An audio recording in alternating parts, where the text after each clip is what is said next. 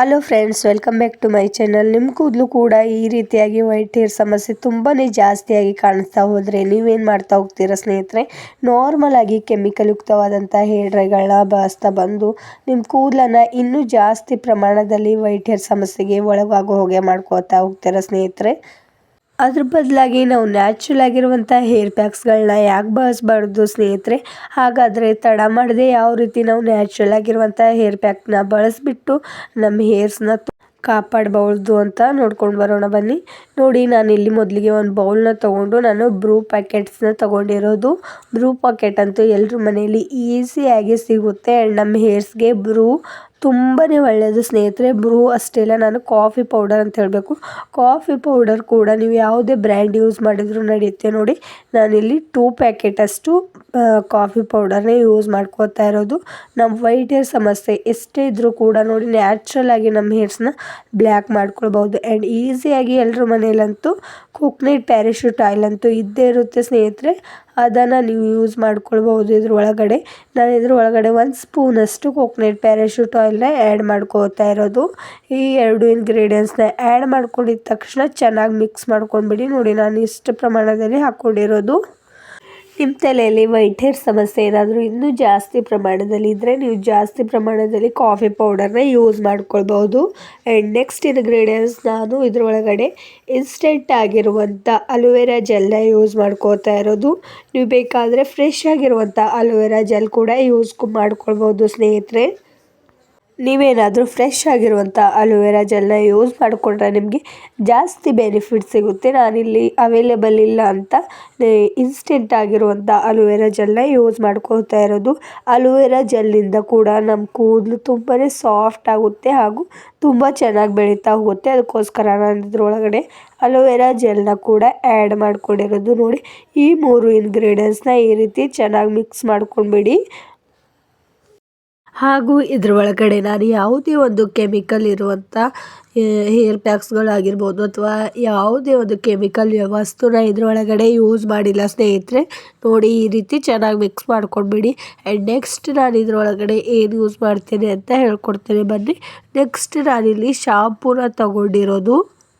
ನಿಮ್ಮ ಹತ್ರ ಯಾವುದೇ ಶಾಂಪು ಇದ್ದರೂ ಕೂಡ ಯೂಸ್ ಮಾಡ್ಕೊಳ್ಬೋದು. ನೋಡಿ, ಇದ್ರ ಒಳಗಡೆ 1 ಪ್ಯಾಕೆಟ್ ಅಷ್ಟು ನಾನು ಶಾಂಪೂನ ಆ್ಯಡ್ ಮಾಡ್ಕೋತಾ ಇರೋದು. ನಾನಿಲ್ಲಿ ಕ್ಲಿನಿಕ್ ಪ್ಲಸ್ ಶಾಂಪೂನ ಯೂಸ್ ಮಾಡ್ಕೋತಾ ಇರೋದು ಸ್ನೇಹಿತರೆ. ನೋಡಿ, ಈ ರೀತಿಯಾಗಿ ಇದ್ರೊಳಗಡೆ ಶಾಂಪು ಹಾಕೊಳ್ಳೋದ್ರಿಂದ ನೀವು ಹೇರ್ ವಾಶ್ ಮಾಡ್ಕೊಳ್ಳುವಾಗ ಇದನ್ನು ಕೂಡ ಅಪ್ಲೈ ಮಾಡ್ಕೊಳ್ಬೋದು ಅಥವಾ ನೀವು ಯಾವಾಗ ಬೇಕಾದರೂ ಇದನ್ನು ಯೂಸ್ ಮಾಡ್ಕೊಳ್ಬೋದು ಸ್ನೇಹಿತರೆ. ನೋಡಿ, ಇದರ ಒಳಗಡೆ ನಾನು ಇವಾಗ ಶಾಂಪೂನ ಮಾಡಿಬಿಟ್ಟು ಈ ರೀತಿ ಚೆನ್ನಾಗಿ ಮಿಕ್ಸ್ ಮಾಡ್ಕೋತಾ ಇರೋದು. ಈ ಒಂದು ಹೇರ್ ಪ್ಯಾಕ್ನ ನೀವು ಚಿಕ್ಕ ಮಕ್ಕಳಿಗೂ ಕೂಡ ಯೂಸ್ ಮಾಡ್ಕೊಳ್ಬೋದು. ಅಂದರೆ 80+ ಇರುವಂಥ ಮಕ್ಕಳಿಗೆ ಯೂಸ್ ಮಾಡ್ತಾ ಬನ್ನಿ. ಯಾಕಂದರೆ ಅವರಿಗೂ ಕೂಡ ವೈಟ್ ಹೇರ್ ಸಮಸ್ಯೆ ತುಂಬ ಜಾಸ್ತಿಯಾಗಿ ಕಾಣಿಸ್ತಾ ಇರೋ ಈ ಒಂದು ಕಾಲದಲ್ಲಿ ಈ ರೀತಿ ನ್ಯಾಚುರಲ್ ಆಗಿರುವಂಥ ಹೇರ್ ಪ್ಯಾಕ್ನ ಅವ್ರಿಗೂ ಕೂಡ ಬಳಸ್ಬೋದು. ನೋಡಿ, ಯಾವ ರೀತಿ ತುಂಬಾ ಚೆನ್ನಾಗಿ ಕಲರ್ ಬಂದಿರೋದು ಅಂತ. ಆ್ಯಂಡ್ ಈ ಒಂದು ಓನ್ಲಿ ನಾನು ಕಾಫಿ ಪೌಡರ್ನ ಬಳಸಿರೋದು. ನೋಡಿ, ನೆಕ್ಸ್ಟ್ ಇದ್ರ ಒಳಗಡೆ ನಾನು ಇನ್ನೂ ಸ್ವಲ್ಪ ಇಂಗ್ರೀಡಿಯೆಂಟ್ಸ್ನ ಆ್ಯಡ್ ಮಾಡೋದಿದೆ. ಏನೆಲ್ಲ ಆ್ಯಡ್ ಮಾಡಬೇಕು ಅಂತ ತಿಳಿಸ್ತೇನೆ.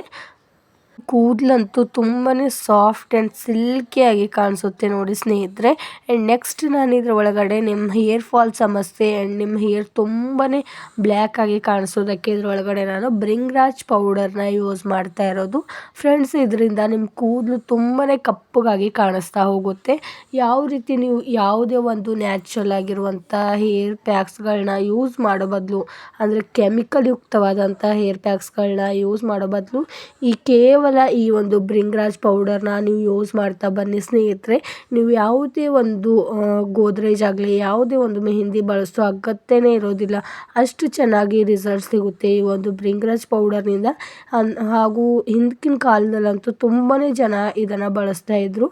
ಅದರಲ್ಲಂತೂ ಇವಾಗಂತೂ ಈ ಒಂದು ಭೃಂಗರಾಜ್ ಪೌಡರ್ ಯೂಸ್ ಮಾಡೋದೇ ಮರ್ತುಬಿಟ್ಟಿದ್ದಾರೆ ಸ್ನೇಹಿತರೆ. ನಮ್ಮ ಹೇರ್ ಫಾಲ್ ಕಂಟ್ರೋಲ್ ಆಗುತ್ತೆ, ನಮ್ಮ ವೈಟ್ ಹೇರ್ ಸಮಸ್ಯೆ ಕೂಡ ಕಂಟ್ರೋಲ್ ಆಗ್ತಾ ಹೋಗುತ್ತೆ. ಅದಕ್ಕೋಸ್ಕರ ನಾನಿಲ್ಲಿ 1 2 ಸ್ಪೂನಷ್ಟು ಭೃಂಗರಾಜ್ ಪೌಡರ್ನ ಹಾಕ್ಕೊಂಡಿರೋದು. ಬ್ರಿಂಗ್ರಾಜ್ ಪೌಡರ್ನ ಹಾಕೊಂಡಿದ ತಕ್ಷಣ ಚೆನ್ನಾಗಿ ಮಿಕ್ಸ್ ಮಾಡ್ಕೊಂಡ್ಬಿಡಿ.